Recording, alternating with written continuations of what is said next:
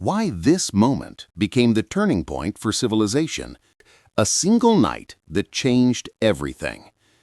On the night of October 27, 1962, a 34-year-old Soviet submarine officer named Vasily Arkhipov made a decision that would determine whether you'd be reading these words today or whether human civilization would have ended in nuclear fire. But this isn't a story about Arkhipov alone. His moment of clarity represents something far more profound, the exact point when humanity looked into the abyss of its own extinction and chose to step back, fundamentally altering how we would approach conflict, technology, and our very survival for generations to come. The depths of darkness. Deep beneath the Caribbean Sea, submarine B-59 had become a steel coffin.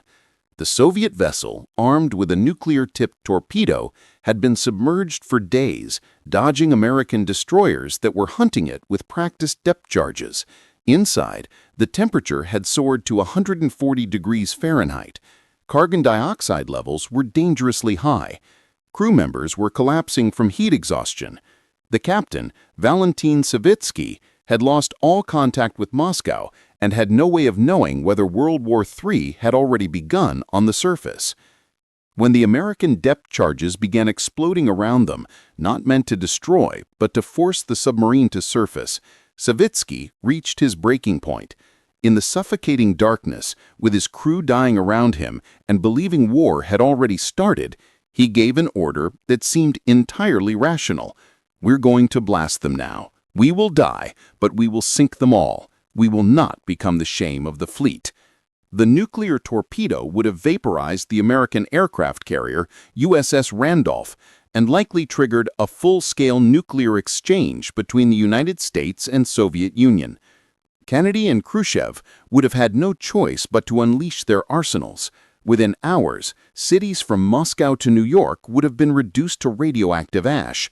Within days, nuclear winter would have begun its chokehold on the planet. But protocol required agreement from 3 officers to launch the nuclear weapon. 2 had already agreed. Vasily Arkhipov, the third, refused. Why this moment mattered more than any other. History is filled with close calls and individual acts of heroism. But what makes this the true turning point for civilization isn't just that disaster was averted, it's what happened afterward. The Cuban Missile Crisis became the catalyst that fundamentally rewired how humanity approached its own capacity for self-destruction. Before October 1962, nuclear weapons were treated as bigger, more powerful conventional weapons. Military strategists on both sides developed elaborate scenarios for winning a nuclear war. The idea of mutual assured destruction existed in theory, but nobody had truly confronted what it meant in practice. Politicians and generals spoke casually about acceptable losses and limited nuclear exchanges, as if such things were possible. Then the world spent 13 days staring into the void, and everything changed. The immediate transformation. Within months of the crisis, Kennedy and Khrushchev established the Moscow-Washington hotline, the famous red phone that was actually a teletype machine. This seemingly simple innovation represented a revolutionary acknowledgement. In the nuclear age, misunderstanding could equal extinction.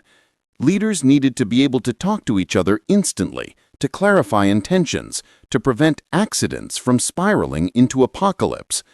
But the transformation went much deeper. In August 1963, just 10 months after the crisis, the United States and Soviet Union signed the Partial Nuclear Test Ban Treaty. This wasn't merely an arms control agreement. It was the first time that bitter enemies, locked in an ideological struggle for the future of humanity, chose cooperation over competition when their mutual survival was at stake. Think about how revolutionary this was. At the height of the Cold War, when each side viewed the other as an existential threat, they agreed to limit their most powerful weapons. They chose predictability over advantage, communication over surprise, survival over victory. The reshaping of strategic thought. The crisis birthed an entirely new field of study, conflict resolution and game theory applied to nuclear strategy. Before 1962, strategists like Herman Kahn could write books with titles like On Thermonuclear War that discussed nuclear conflict in sterile, abstract terms. After the crisis, a new generation of thinkers emerged who understood that nuclear weapons weren't just more powerful bombs, they were fundamentally different, rendering traditional concepts of military victory obsolete. Robert McNamara, who had served as Kennedy's Secretary of Defense during the crisis, spent the rest of his life advocating for nuclear disarmament. He had sat in those tense meetings in the White House and had seen how close the world came to ending and emerged convinced that any use of nuclear weapons would be madness. The indefinite combination of human fallibility and nuclear weapons will lead to the destruction of nations. This wasn't just one man's opinion, it became the consensus view among those who understood the reality of nuclear conflict. The doctrine of mutual assured destruction evolved from an uncomfortable possibility into an acknowledged fact, fundamentally changing how superpowers interacted. The cultural awakening. The Cuban Missile Crisis didn't just change government policy, it transformed human consciousness. Before October 1962, most people had a vague awareness of nuclear weapons, but little understanding of what they meant. After, the reality became impossible to ignore. Films like Dr. Strangelove and Failsafe, both released in 1964, captured the new anxiety and absurdity of the nuclear age. Jonathan Schell's The Fate of the Earth, published 2 decades later, laid out in devastating detail what a nuclear war would actually mean. Not abstract casualties, but the literal end of human existence. These weren't just entertainment or academic exercises, they were part of a collective processing of how close we had come to annihilation. The anti-nuclear movement, which had existed in scattered form before 1962, became a major political force. Millions of people around the world began demanding that their leaders pull back from the brink. The testing of nuclear weapons in the atmosphere, which had been routine, became morally unacceptable. Images of mushroom clouds transformed from symbols of power into symbols of humanity's potential suicide. This cultural shift mattered enormously because democratic governments respond to public pressure. The fact that ordinary citizens became deeply invested in preventing nuclear war created political space for arms control agreements that would have been impossible in earlier eras. The architecture of survival. The decades following the Cuban Missile Crisis saw the construction of an elaborate architecture designed to prevent nuclear war. The Nuclear Non-Proliferation Treaty of 1968 attempted to stop the spread of nuclear weapons. The Strategic Arms Limitation Talks, SALT I and II, and later the Strategic Arms Reduction Treaty, START, progressively limited and reduced nuclear arsenals. The Intermediate Range Nuclear Forces Treaty eliminated an entire class of weapons. Each of these agreements represented something unprecedented in human history. Sworn enemies cooperating to limit their own power because they recognized that unlimited power led to unlimited danger. Ancient Rome didn't negotiate arms control with Carthage. Napoleon didn't sit down with the British to discuss limits on artillery. But the nuclear age forced humanity to develop new ways of thinking about conflict. The crisis also led to the development of numerous confidence-building measures designed to prevent accidents and misunderstandings. The Incidents at Sea Agreement prevented dangerous confrontations between American and Soviet naval vessels. The Nuclear Risk Reduction Centers established formal channels for communicating about nuclear activities. The Agreement on the Prevention of Nuclear War committed both sides to avoiding military confrontations that could escalate to nuclear conflict. These measures may sound technical and boring, but they represented a fundamental shift in how nations related to each other. For the first time in history, the most powerful countries on Earth were devoting significant resources not just to building weapons, but to ensuring those weapons would never be used. The scientific revolution. The near miss also transformed how scientists thought about their work. Before the crisis, many physicists and engineers saw nuclear weapons development as an exciting intellectual challenge and a patriotic duty.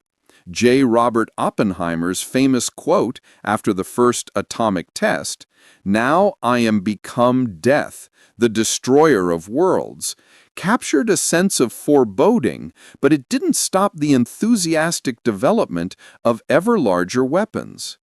After 1962, a significant portion of the scientific community turned against nuclear weapons development. The Pugwash conferences, which brought together scientists from both sides of the Iron Curtain, gained new urgency and influence. Many of the brightest minds who might have worked on weapons instead devoted themselves to arms control, verification technologies, and understanding the environmental and medical consequences of nuclear war. The study of nuclear winter, the discovery that even a limited nuclear war would inject enough smoke and debris into the atmosphere to cause global crop failures and mass starvation, emerged from this new scientific focus. Carl Sagan and other scientists demonstrated that nuclear war wouldn't just destroy the combatants, it would end human civilization everywhere on Earth. This research made it impossible for anyone to credibly argue that nuclear war could be won. The geopolitical reordering. Perhaps most significantly, the Cuban Missile Crisis established new rules for how superpowers conducted their rivalry. Both sides learned that direct confrontation was too dangerous. This lesson shaped the remainder of the Cold War in profound ways. The United States and Soviet Union continued to compete fiercely, but they developed an unspoken understanding about limits. They wouldn't directly attack each other's territory. They wouldn't target each other's leaders.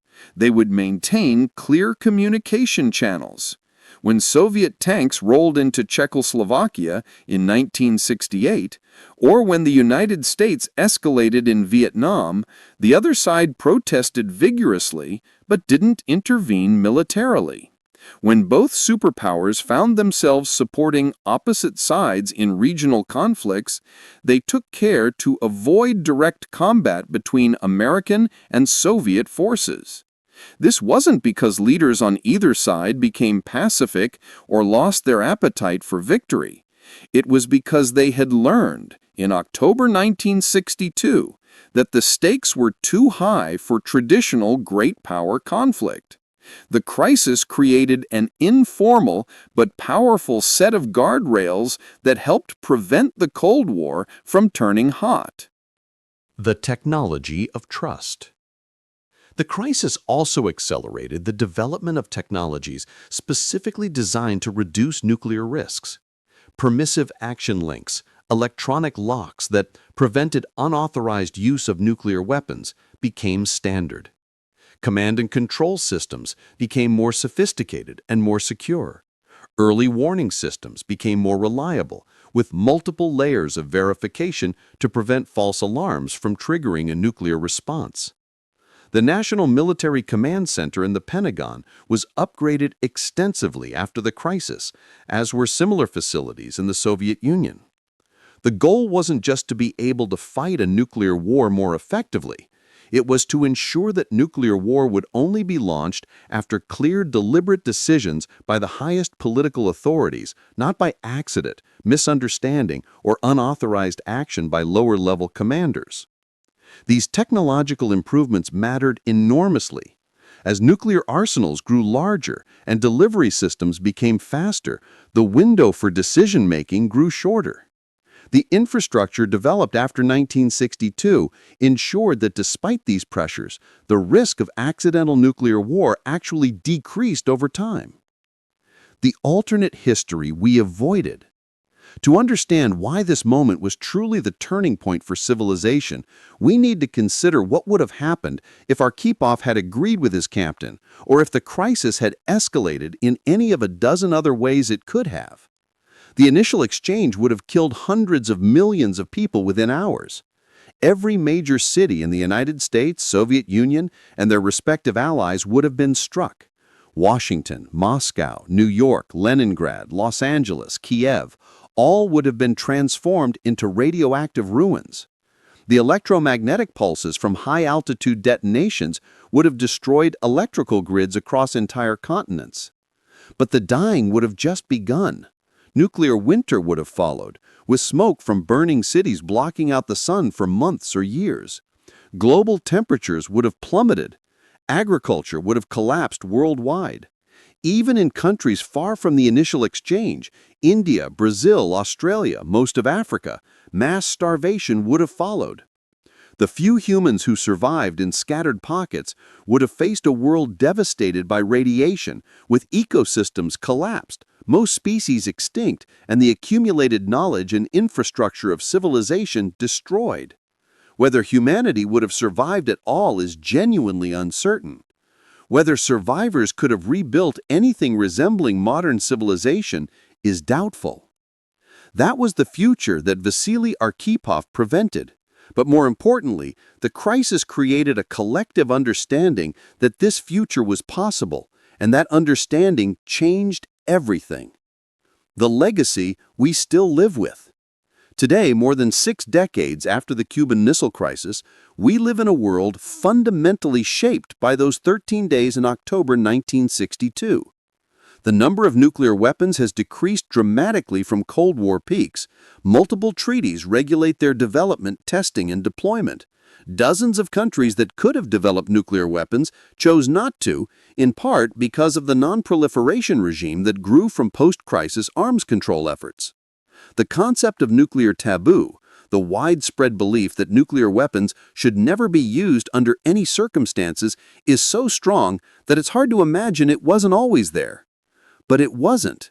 It developed specifically because humanity looked over the edge and decided to step back. The crisis established precedents that continue to shape international relations. When the Soviet Union collapsed, elaborate arrangements ensured that nuclear weapons in Ukraine, Kazakhstan, and Belarus were safely transferred to Russia. When India and Pakistan developed nuclear weapons and nearly went to war, both sides ultimately pulled back, conscious of the Cuban precedent. When North Korea developed nuclear weapons, the international community's response was shaped by decades of thinking about nuclear proliferation that traced directly back to the post-crisis era. Why this moment above all others? Human history has many turning points. The development of agriculture, the fall of Rome, the invention of the printing press, the Industrial Revolution. Each of these transformed human society in profound ways. But the Cuban Missile Crisis stands apart because it's the moment when humanity acquired the self-awareness necessary for long-term survival. We developed the ability to destroy ourselves completely, looked at that ability honestly, and chose to develop systems and norms to prevent it from happening. This wasn't natural or inevitable. It went against every instinct of statecraft and strategy that had guided human civilizations for thousands of years. It required leaders and ordinary citizens alike to think in ways that were fundamentally new. The unfinished story. The crisis was a turning point, but not an ending. We still live with thousands of nuclear weapons. New challenges have emerged: cyber warfare, autonomous weapons, biological engineering that could threaten civilization in different ways. The systems and norms developed after 1962 require constant maintenance and updating. Climate change, in particular, represents a challenge that requires the same kind of thinking that emerged from the Cuban Missile Crisis, recognizing an existential threat, understanding that national interests sometimes must yield to species interests, and cooperating even with rivals to ensure survival. The lesson of October 1962 isn't that humanity solved the problem of self-destruction. It's that we learned we could recognize existential threats and work together to address them, even when doing so was difficult and unnatural.